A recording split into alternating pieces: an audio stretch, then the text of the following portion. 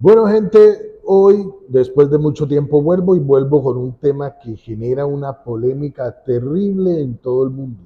Es más que polémica, genera polarización, que es el tema del cambio climático. Pero entonces yo lo que quiero hacer aquí es abordarlo desde una perspectiva completamente diferente a la de la mayoría de las personas que se meten en este tema. Y lo voy a hacer desde la perspectiva de los científicos, de lo que dicen tanto los científicos de una parte como los de la otra parte. Es decir, los que llaman científicos del consenso versus la perspectiva de los científicos negacionistas, que yo les cambiaría el término, yo les diría los científicos del disenso, porque en la ciencia el negacionismo no existe, eso existe en las personas que pueden tener fe y creen y niegan, pero en la ciencia la palabra negacionismo no existe, hay escepticismo. Entonces, más que negacionistas son escépticos. E increíblemente se van a dar cuenta que hay consenso en muchas cosas, como también hay disenso o escepticismo. Y hay que entender muy bien qué quiere decir la palabra consenso en el mundo científico.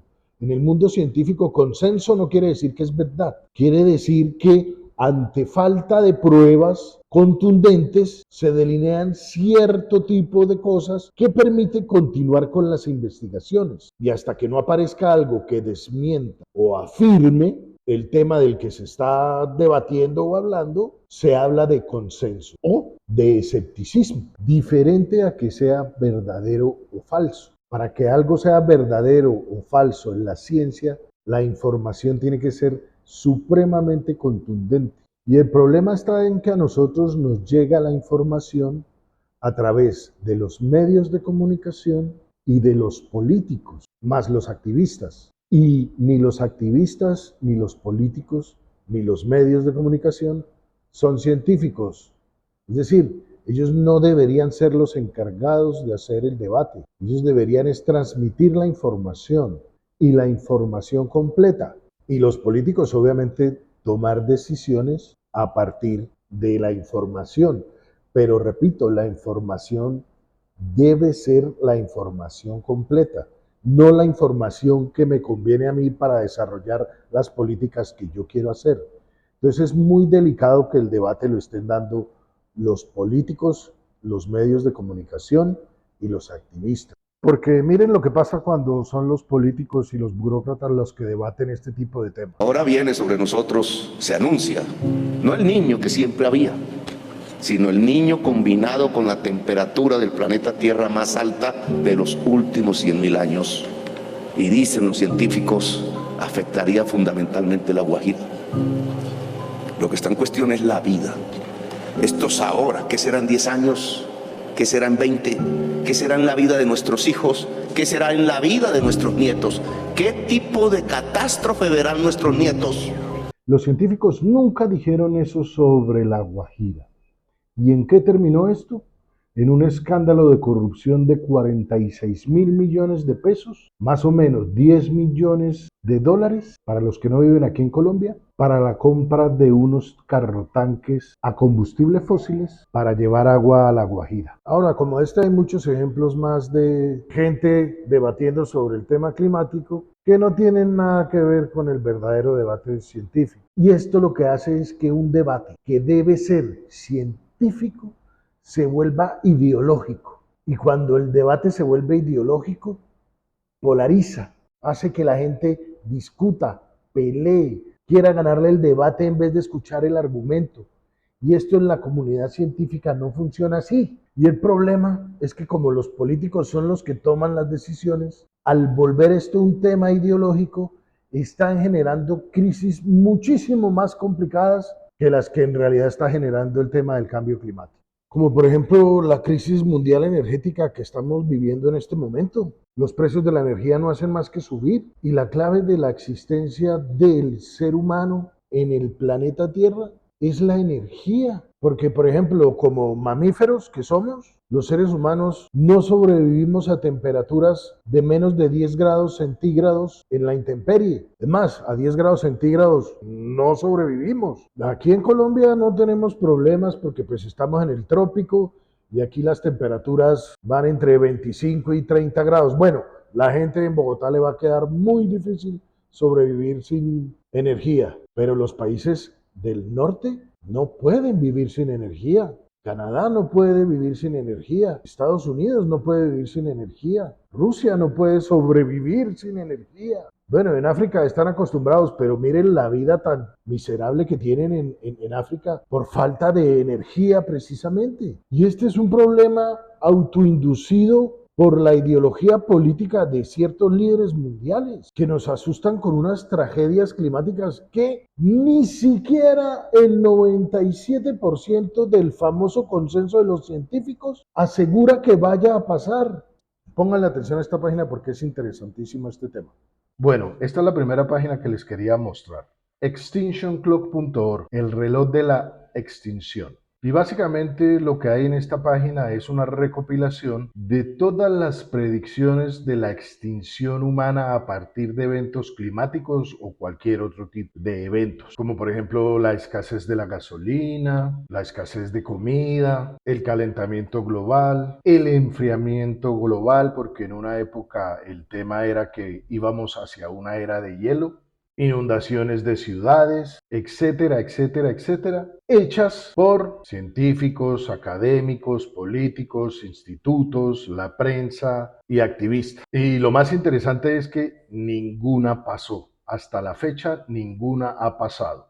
Entonces, aquí en primer lugar tenemos el reloj de la extinción, que es básicamente una cuenta regresiva para que la predicción suceda. Después tenemos la fecha y la fuente de la predicción. Después tenemos la predicción, o más que predicción, la afirmación que hizo la persona, bien sea científico, político, académico, activista, en fin. Posteriormente tenemos la fecha del juicio final, es decir, la fecha en que debería suceder el evento. Y por último, tenemos si el evento pasó o no pasó. ¿Qué tan exitosa fue la predicción? Y bueno, al final hay una casilla para postear y votar. Pero entonces vamos aquí abajo y no las vamos a ver todas, pero vamos a ver las que más me llaman la atención. Como estas primeras tres hechas por Paul Ehrlich. Paul Ehrlich es considerado el padre de la ecología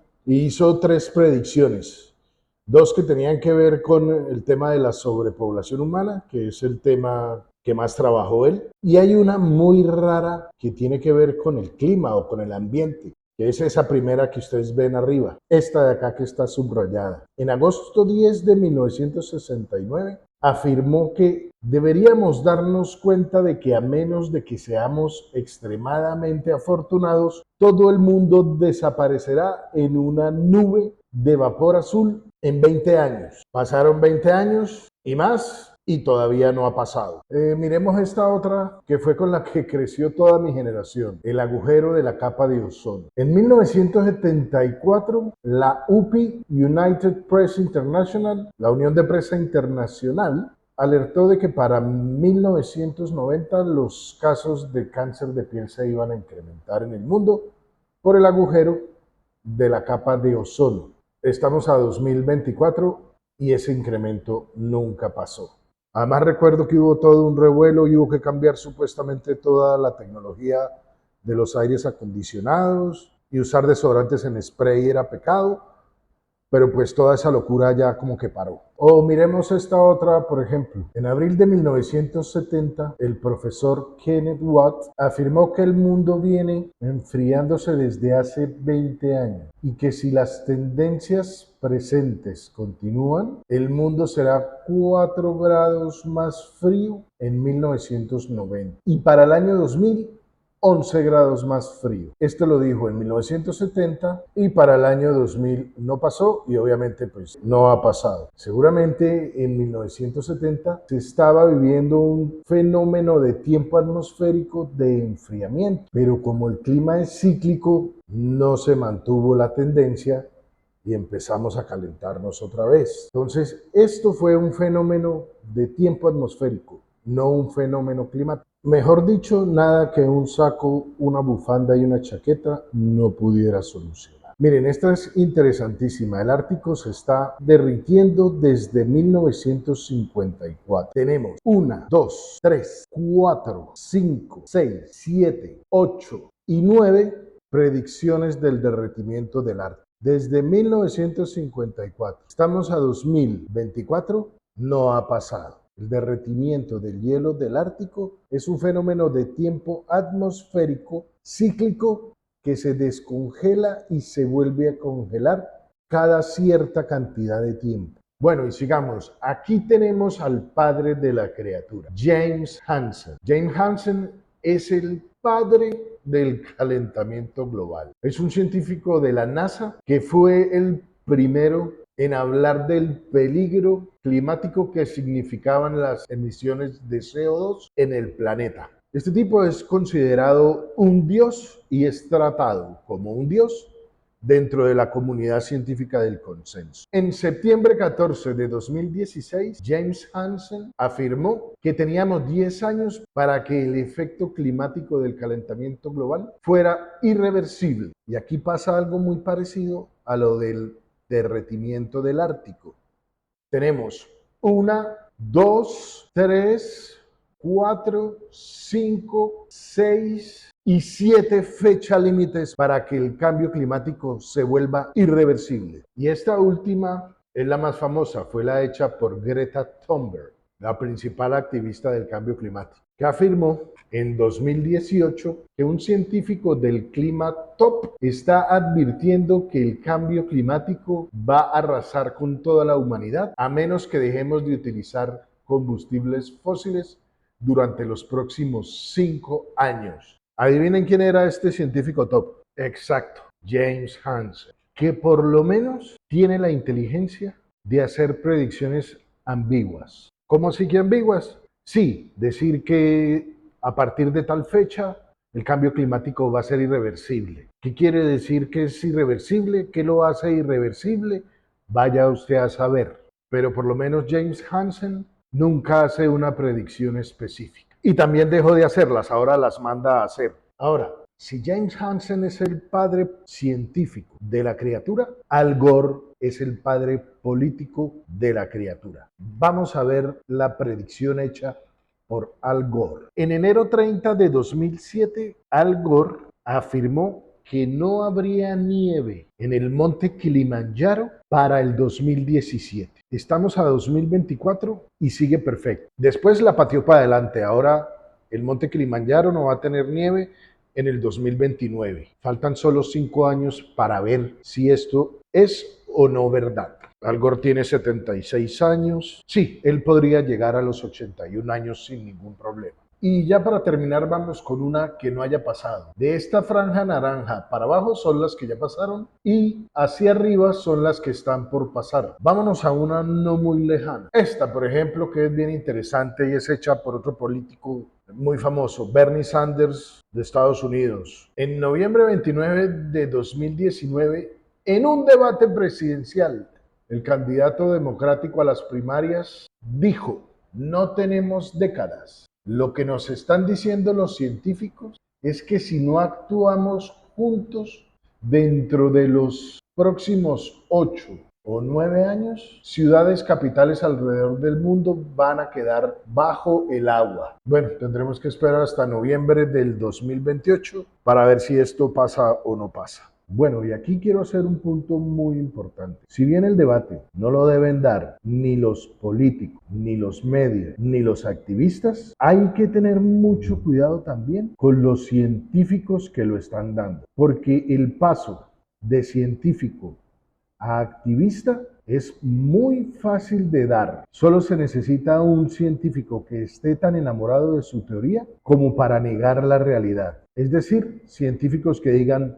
no, mi teoría no está mal, lo que está mal es la realidad. Y quiero ponerles como ejemplo a Paul Ehrlich y James Hansen. Paul Ehrlich en 1968 escribió un libro que se llamó The Population Bomb, donde argumentó que la población humana era demasiado grande y que si bien el alcance del desastre podía mitigarse, la humanidad no podía evitar hambrunas graves, la propagación de enfermedades, malestar social y otras consecuencias negativas de la superpoblación. A fines de la década de 1970, esta predicción resultó ser incorrecta. Sin embargo, continuó argumentando que las sociedades deben tomar medidas enérgicas para disminuir el crecimiento de la población a fin de mitigar futuros desastres, tanto ecológicos como sociales. Sin embargo, en 1990 escribió la secuela a The Population Bomb, titulada The Population Explosion. Es decir, en 1970 no pasó nada de lo que dijo, pero ahora ya no es la bomba de la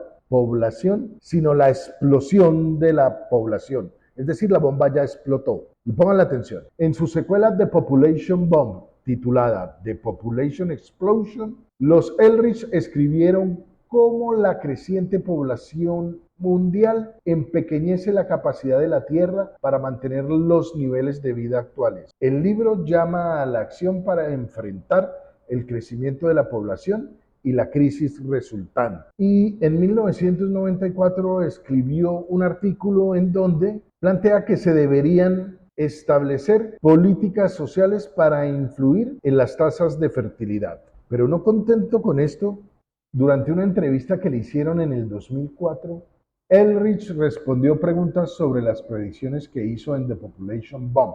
Reconoció que algo de lo que había publicado no había ocurrido, pero reafirmó su opinión básica de que la superpoblación es un problema importante.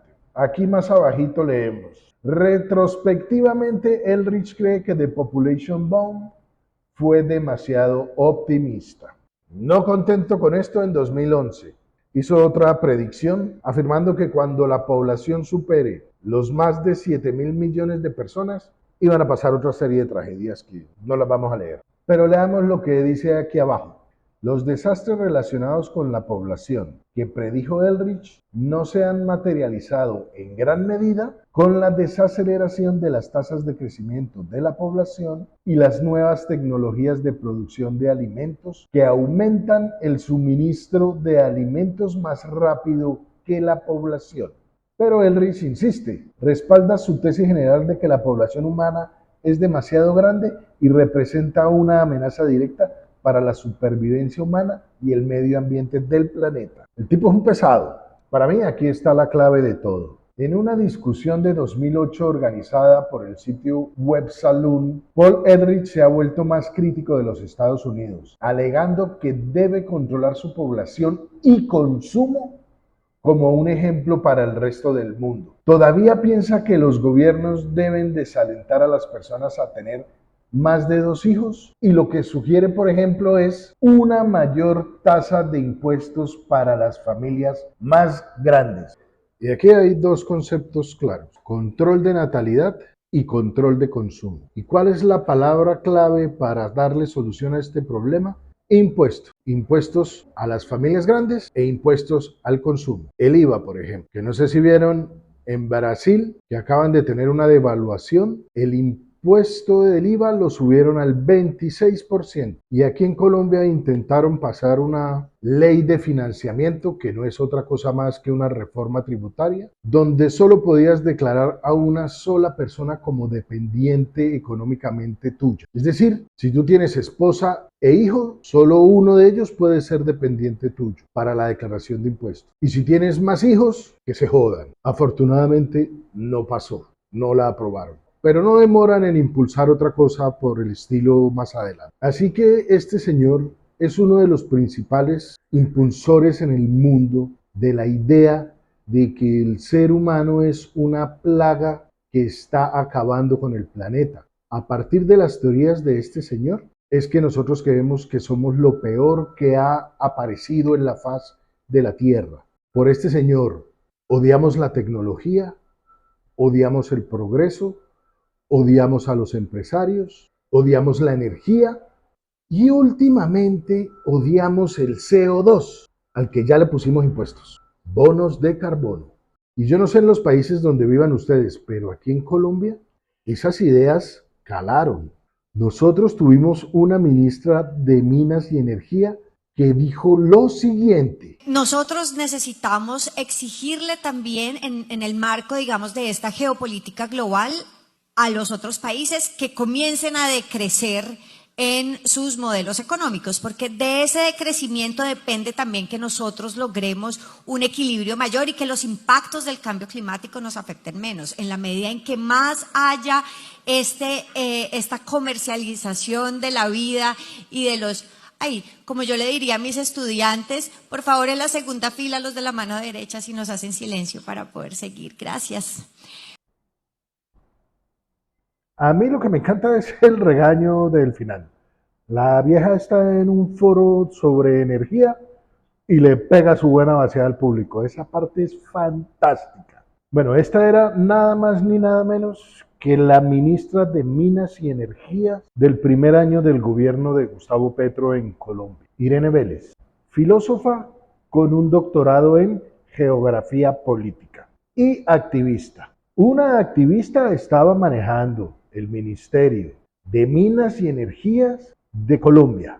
Y en Colombia teníamos soberanía energética hasta la llegada de esta ministra. Es más, exportábamos energía a Ecuador. Y esta gente decidió que no se van a hacer más exploraciones ni de petróleo ni de gas. Y a partir del año entrante o del 2026 vamos a importar gas de Venezuela. Venezuela, el país más confiable del mundo. Algo así como lo que hicieron los alemanes con Putin en Rusia, que apagaron sus plantas nucleares, instalaron paneles solares y como respaldo a la energía solar le apostaron al gas que les podía enviar Putin. Así que no crean, la estupidez no es un tema de nacionalidad. La estupidez es un tema de ideología política. Y la campeona mundial es el progresismo, bien sea alemán, francés, canadiense o colombiano. El progresismo es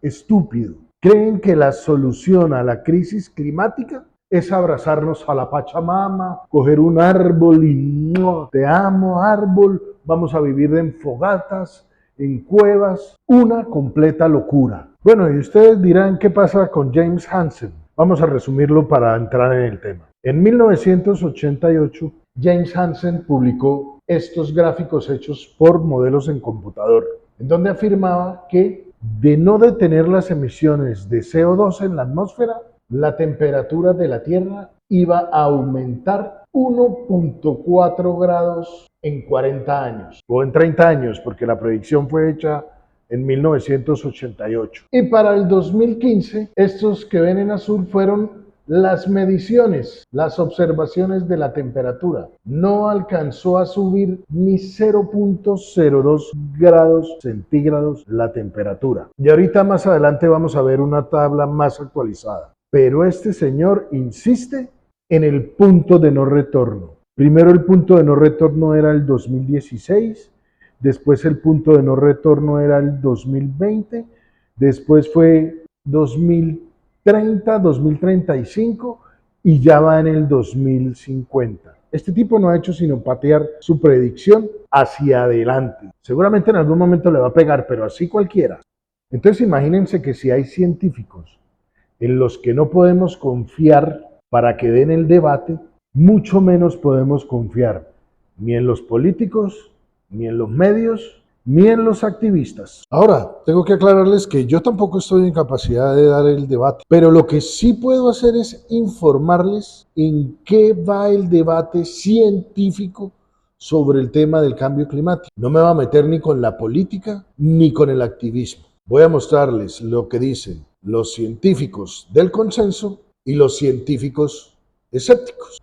Eso sí, voy a hablar de las consecuencias tanto políticas como económicas del hecho de que sean los políticos y los activistas los que estén debatiendo el tema y no los científicos, porque el remedio está haciendo más daño que la enfermedad.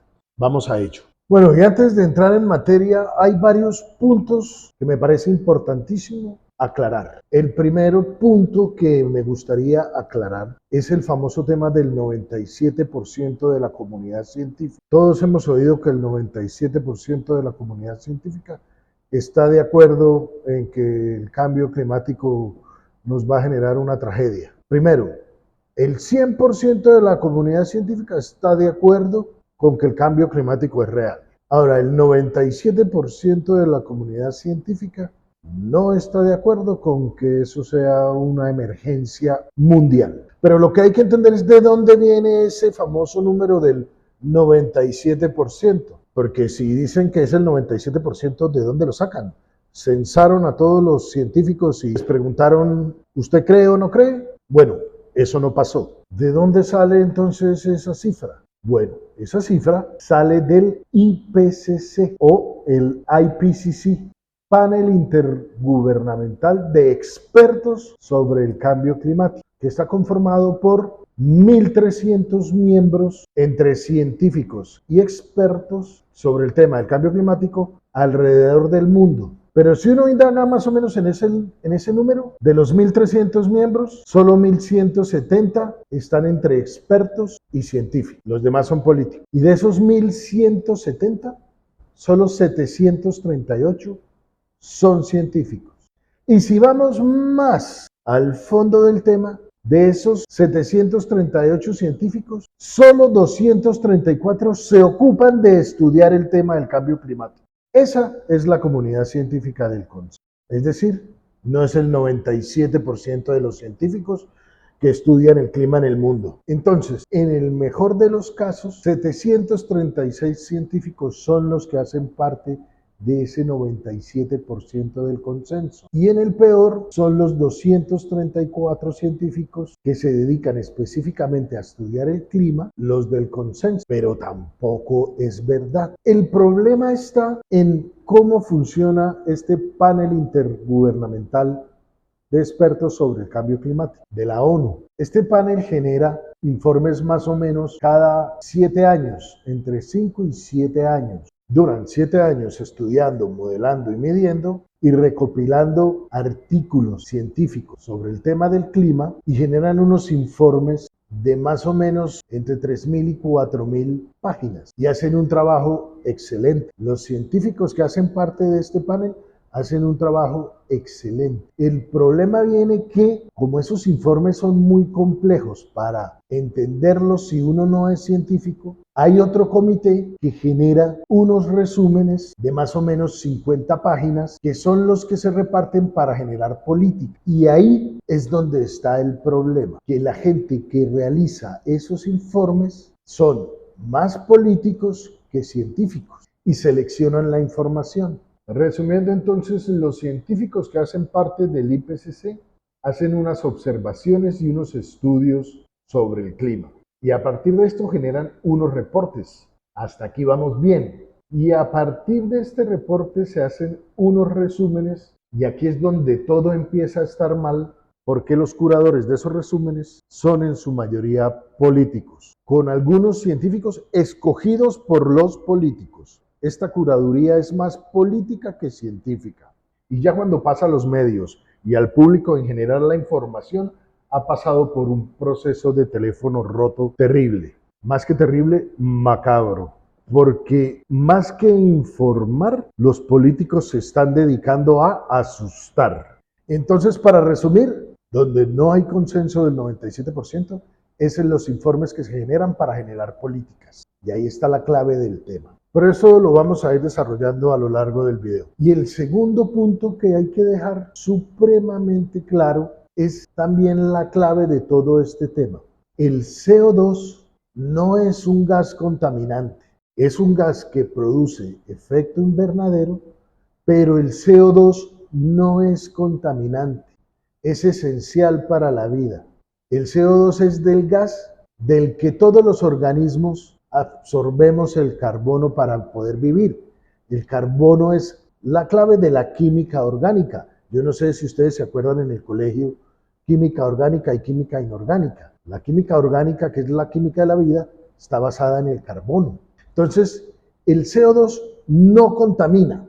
Es un gas de efecto invernadero que calienta la atmósfera. Las plantas se alimentan de CO2. Nosotros expulsamos CO2 cuando respiramos. Las plantas las toman y la convierten en oxígeno. Nosotros cogemos el oxígeno y lo convertimos en CO2. No es contaminante. Lo que es contaminante son algunas de las emisiones que se producen al quemar combustible fósil. Pero hoy en día los carros emiten un 75% de CO2 y un 15% de gases contaminantes, entre un 15 y un 20%, y gracias a la tecnología eso se ha ido reduciendo cada vez más. Entonces, tengamos claros que el CO2 no es contaminante y el metano tampoco. El gas que producen las vacas tampoco es contaminante. Es un gas de efecto invernadero, no es contaminante. Una tercera cosa que es importantísimo tener claro es qué es el clima en términos científicos. En términos científicos, el clima es un sistema termodinámico, cíclico y caótico. ¿Qué quiere decir que es un sistema complejo? Que es un sistema donde intervienen infinidad de variables, muchísimas, y que requiere el estudio de diferentes ramas de la ciencia, como las básicas: química, biología, matemática, física, y ya específicamente empieza a aparecer oceanografía, la tectónica, que es el comportamiento de las placas que hay debajo de la Tierra, la astrofísica, el movimiento de los planetas, la gravedad, el viento, los volcanes, etc. Y esto implica que un solo científico no tiene la capacidad para abordar esos temas. Entonces, hay físicos, geofísicos, químicos, biólogos, y cada uno se especializa en una cosa. Hay expertos en tornados, hay expertos en corrientes, hay expertos en nubes, etcétera, etcétera, etcétera. Eso quiere decir un sistema complejo. ¿Qué quiere decir cíclico? Que no es lineal, que tiene subidas y bajadas, y que hay ciclos dentro de los mismos ciclos, como vamos a ver más adelante. ¿Y qué quiere decir que es caótico? Que es impredecible. Por eso es que los pronósticos del tiempo se equivocan con muchísima frecuencia. Entonces no somos capaces de predecir el tiempo. Lo que hacemos es un pronóstico estadístico de acuerdo a las mediciones atmosféricas que se hagan en cada una de las ciudades. Pero como es caótico, esto puede cambiar en cualquier momento. Entonces no hay que molestarse, por ejemplo, con el IMAT aquí en Colombia, porque no aciertan el pronóstico. Y esto no es que solo pasa en Colombia, esto pasa hasta en Estados Unidos, que tienen la mejor tecnología. Por ejemplo, esta es una imagen del pronóstico del tiempo de la temporada de noviembre a enero del 2013. El pronóstico se dio en octubre y este gráfico es de las mediciones de las temperaturas observadas en ese mismo periodo de tiempo de noviembre a enero del 2013 en Estados Unidos. Nada que ver la una con la otra. Entonces, queda claro. ¿Qué quiere decir que sea un sistema caótico? Lo que no quiere decir que no se pueda estudiar, no se pueda medir y que no se pueda avanzar en el tema. Se está avanzando en el tema, pero son tantas las variables que operan en el clima que estamos a muchos años todavía de lograr pronosticar acertadamente cualquier evento climático. Por ahora solo los podemos medir y contar. Y a lo sumo, pronosticarlos, dar una estadística de la posibilidad de que ocurra. Y por eso es importantísimo diferenciar el concepto de clima y el concepto de tiempo atmosférico. Nosotros tenemos un problema en nuestro idioma que le decimos clima a ambas cosas. Nos pregunta cómo va a estar el clima mañana, cuando lo correcto debería ser cómo va a ser el tiempo mañana. Pero ahí tenemos una confusión. Cuando hablamos de clima, estamos hablando de fenómenos climáticos que ocurren en ciclos de más de 30 años. 30, 90, 60, 10.000, 1.000.000, 180.000 años. Son ciclos que transcurren en tiempos mayores a 30 años. Entonces, por ejemplo, el calentamiento global, que tiene un ciclo, el enfriamiento global, que tiene un ciclo, el ciclo de Milankovitch, en fin, si transcurren en un periodo mayor a 30 años, es clima. Si el ciclo es menor a un periodo de 30 años, estamos hablando de tiempo atmosférico o de tiempo, día, noche, verano, invierno, el fenómeno de la niña, el fenómeno del niño, los ciclos de la luna que generan mareas altas y mareas bajas. Ahí estamos hablando de tiempo atmosférico. En inglés no tienen esta confusión porque tienen una palabra para cada uno de estos fenómenos. Entonces allá para el clima es climate y para el tiempo atmosférico es weather.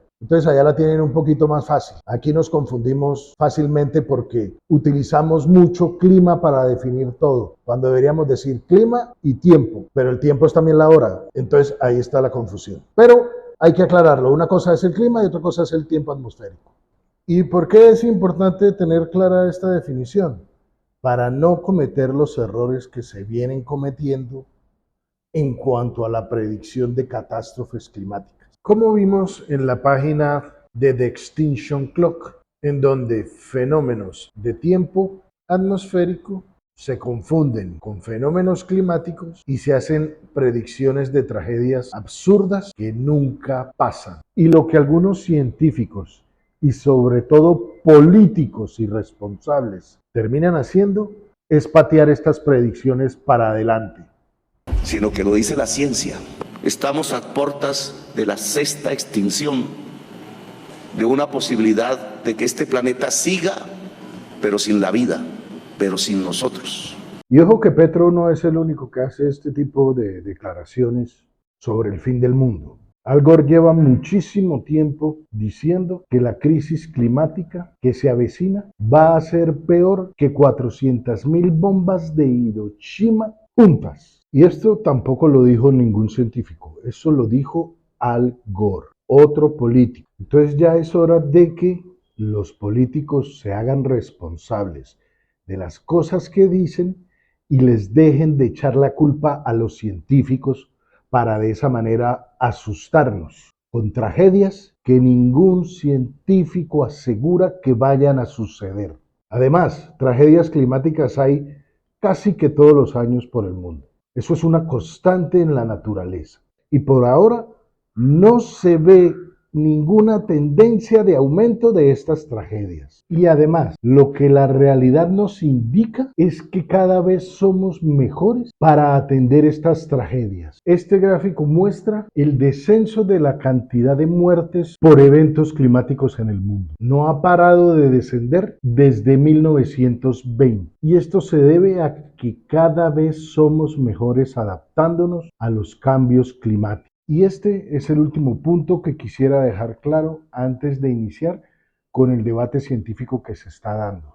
Lo que hace posible nuestra adaptación a los eventos climáticos que se producen en el planeta, que son infinitamente mucho más poderosos que nosotros, es la tecnología. Y esa tecnología solo ha sido posible gracias al uso de combustibles fósiles. Sin el uso de combustibles fósiles, todavía estaríamos viviendo como en los 1800. Es más, las ballenas ya se habrían extinguido porque lo que usaban en el norte como energía era la grasa de las ballenas. Nosotros no tenemos el pelaje ni de los gorilas ni de los osos, y mucho menos la fuerza de estos animales. No tenemos la agilidad de los tigres ni de los jaguares para cazar. No tenemos la visión de las águilas. No tenemos branquias para poder sobrevivir en el agua.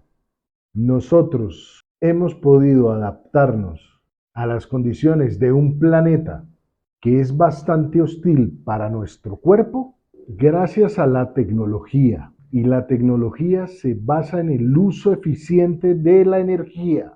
Y todavía no existe una fuente de energía más barata y eficiente en el mundo que los combustibles fósiles. Hoy no la hay. Así que los plazos que se están dando por parte de la ONU son irrealizables. Esto hay que tenerlo muy claro. China ya dijo, me chupa un huevo, yo necesito darle energía a mi pueblo y están usando carbón.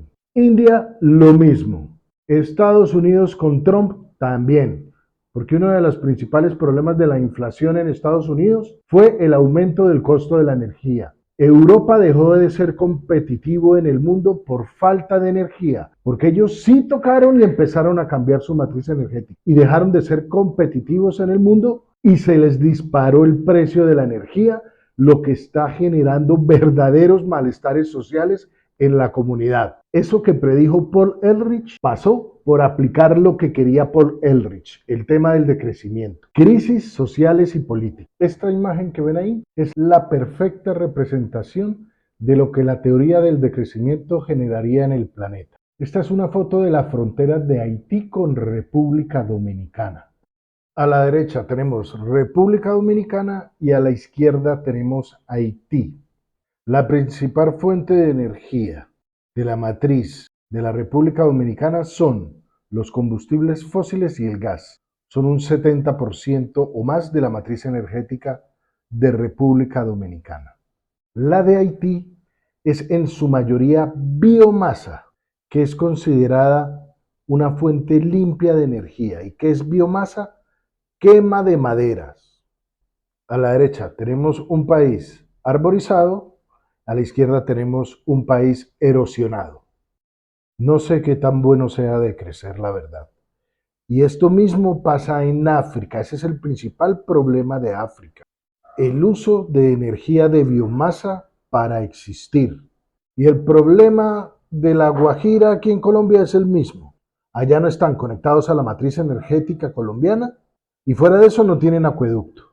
Y prefirieron gastarse un pocotón de millones de dólares en camiones que usan combustibles fósiles para llevar agua a empezarlos a conectar a la matriz energética colombiana o hacerles un acueducto. La plaga del planeta para mí no somos los seres humanos, para mí son muchos de los políticos. Esa sí es una verdadera plaga. No todos, pero la mayoría. Sé que dije que no me iba a meter en el debate político, pero tengan en cuenta que todavía no he empezado a hablar nada de la parte científica. Pero toda esta introducción y conceptualización a mí me parece muy importante para poder meternos ya a fondo en el tema del debate científico que se está dando sobre el cambio climático.